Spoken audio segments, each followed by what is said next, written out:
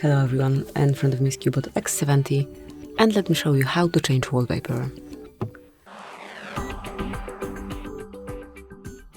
First of all, open the settings, then find and select display.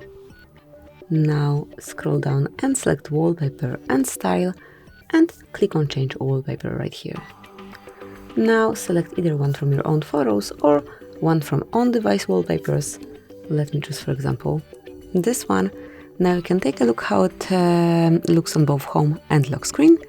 And if you want to apply it, just tap on confirmation mark and then decide if it's for your home screen only, just your lock screen, or both.